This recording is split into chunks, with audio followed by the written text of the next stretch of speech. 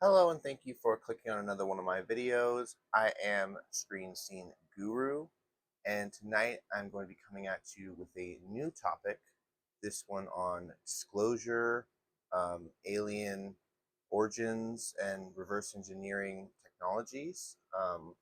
I have been following up with all of the news following the topic. I have recently watched the Ross Coulthart interview with his new Whistleblower on News Nation. I thought it was very informative. For those of you that have not checked this out, I definitely highly recommend. He is coming forward telling the tale of working on clandestine black ops programs. Um, so, for those of you that aren't aware of the phenomenon, we are talking about military firsthand witness, firsthand encounters with extraterrestrial craft, off world entities. I know a lot of this seems like fringe topics, but there have been congressional Congress hearings on it. There have been documents released to certain public forums, giving us a better insight into what all we are going to be getting revealed this year in 2025, with the new presidential cabinet coming in. We're going to be expecting a lot of waves to be coming in the community as far as disclosure, more information being leaked, more firsthand testimony from actual eyewitnesses, which is very good to see. But I have just a few notes jotted down to go over. Um, so, just last week, on Monday, we had a coast to coast infamous UFO journalist George Knapp. For those of you that aren't aware, this is a local Nevada journalist who's been covering the topic of UFOs and the strange phenomenon for the better part of 25 years.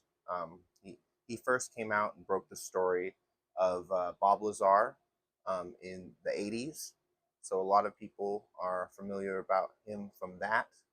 He's also gone on to do research for um, the former property owner, Robert Bigelow, of Bigelow Aerospace. He is very well familiarized with the aerospace community. He helped him when he owned his property in Utah, the infamous Skinwalker Ranch. He was a part of the research team with NIDS, and he has Black Ops files on those cases. He has yet to declassify all of the cases, but he's gone into quite a number of them. But he was recently on his Coast to Coast podcast talking about this whistleblower that recently came forward to talk to Ross Coulthart, um, who goes by the name of, let's see if I've got his name.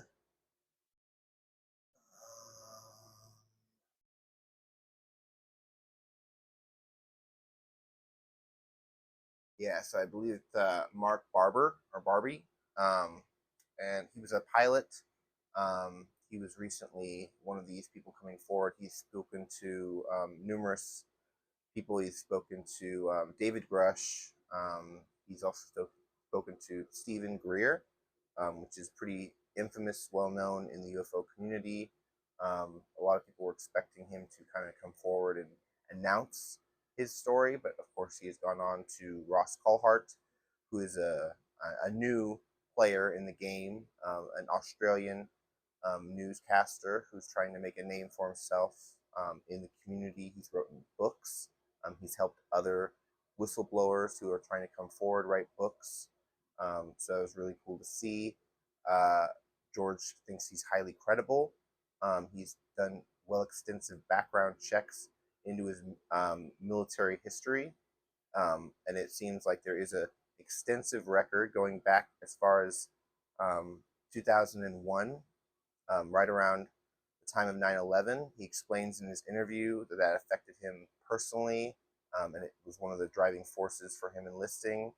And then once his service was done in the Army, he was a private contractor, and he was continuing to work, but under a different term, different type of service. And he explained he was affected by the craft.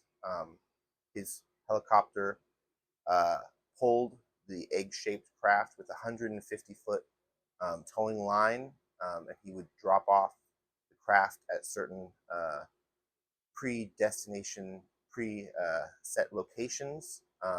He would not be in control of getting the craft to their set locations after that. He was just responsible for dropping them off at coordinated um, spots.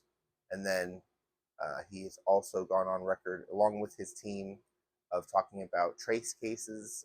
These are the recognizable side effects of being close to these craft, um, which is interesting to hear. A lot of people have come forward um, with the doctor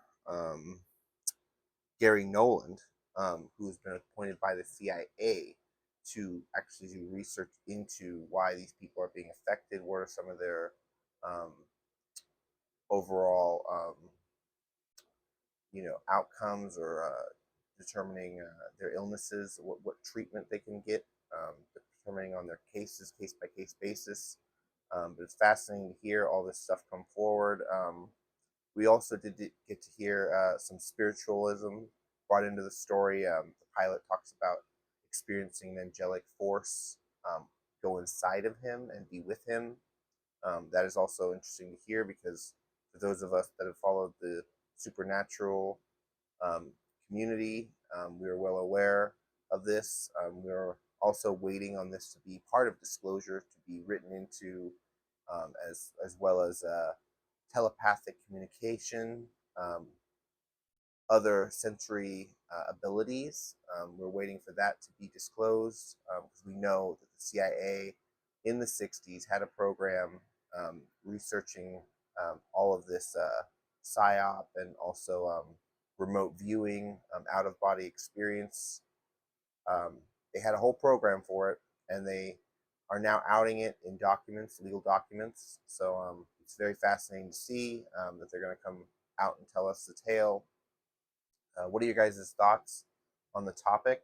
Um, Make sure to like and subscribe for future videos. I'm probably going to make a few more on the topic. I have yet to watch the James Fox documentary, The Program, so I'm going to be checking that out soon. I have not um, watched any clips on it yet, besides the News Nation coverage of it. They've been pretty good about telling us what's going on. The Ross Coulthart interview last night was a little bit difficult to find. For those of you that were waiting for it to be live on the news, it was not. We had to go looking for it, but that was okay. We ended up finding it. Um, One more thing I'd like to say before I go.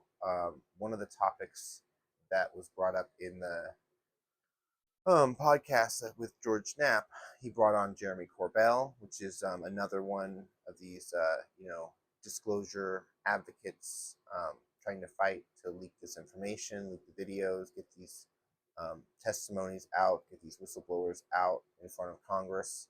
But he explained earlier last year, towards the end of the year, when we were getting our second congressional Congress hearing, um, he felt that he was pressured into bringing whistleblowers forward to Congress, and then their stories were not being taken seriously by Arrow.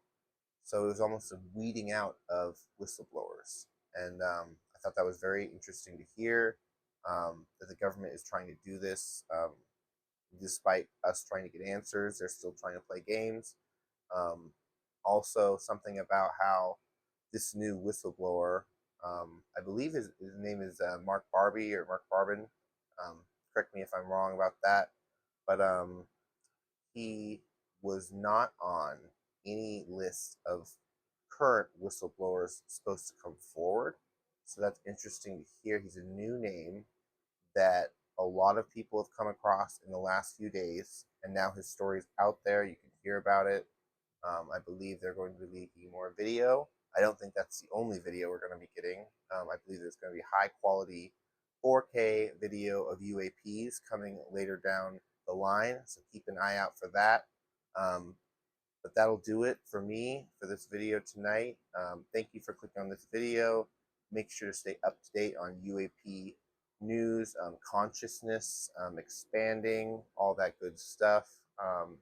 Stay safe out there, guys, and have a good one. Alrighty. Bye bye.